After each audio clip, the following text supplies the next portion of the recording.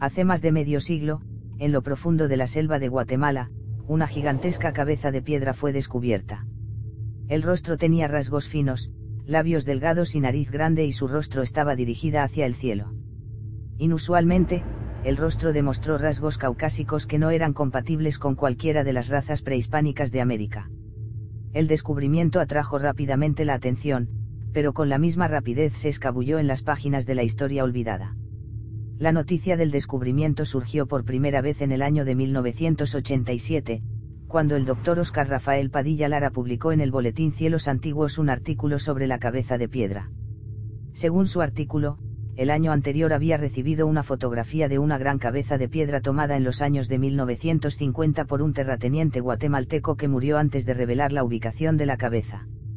La fotografía y la historia fue recogido y leído por el explorador y conocido autor David H. Childress, que buscaba descubrir más sobre la misteriosa cabeza de piedra. Él localizó al Dr. Padilla, quien informó que se encontró con los dueños de la propiedad, la familia Biener, en la que se encontraba el monolito. El sitio estaba a 10 kilómetros de un pequeño pueblo en la Democracia, en el sur de Guatemala.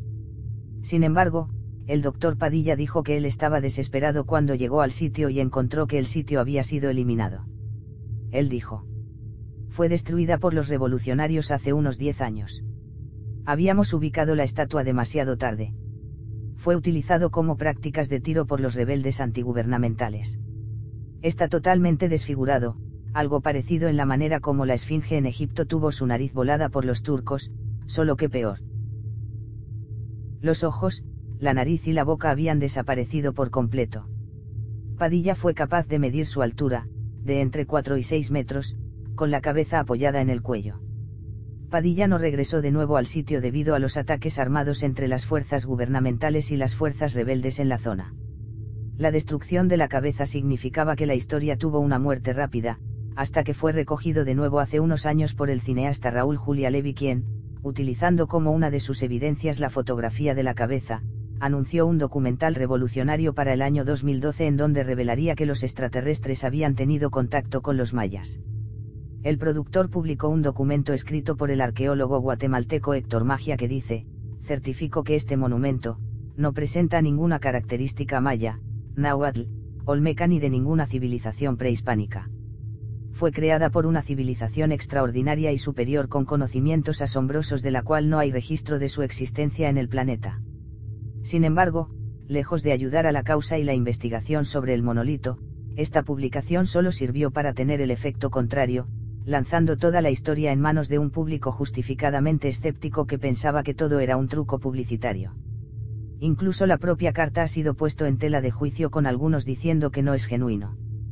Pero en el 2012, una revista llamada El Ojo Crítico, que también entrevistó al Dr. Padilla, pudo localizar otra foto, del mismo monumento, que parece contemporánea de la publicada por Padilla. La Democracia, la región donde se informó que la cabeza de piedra fue encontrado, en realidad es ya famosa por las cabezas de piedra, y tal como la cabeza de piedra que se encontró en la selva, también se enfrentan hacia el cielo. La historia oficial dice que han sido creados por la civilización olmeca, que existió entre los años 1400 y 400 a.C. El centro olmeca fue la zona de las tierras bajas del Golfo de México. Sin embargo, los artefactos de estilo olmeca, diseños, monumentos y la iconografía se han encontrado en sitios a cientos de kilómetros de la zona olmeca, entre ellos la Democracia. A pesar de eso, la cabeza de piedra que se muestra en la fotografía de 1950 no comparte las mismas características o estilo como las cabezas olmecas.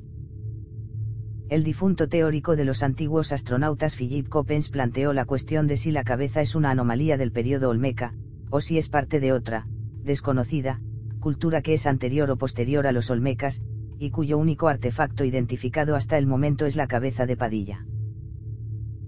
¿Son ambas imágenes reales, o se trata de un fraude? Al parecer, la cabeza gigante existió y no hay evidencia que sugiera que estas fotografías no son auténticas o que la historia del Dr. Padilla era falsa. Así que, suponiendo que fuera real, las preguntas siguen siendo: ¿de dónde vino? ¿Quién lo hizo? ¿Y por qué? ¿Fue la estructura solo una cabeza, o había un cuerpo por debajo de ella, como las estatuas de la isla de Pascua? ¿Podría la cabeza de piedra haber formado parte de un complejo más grande esperando a ser descubierto?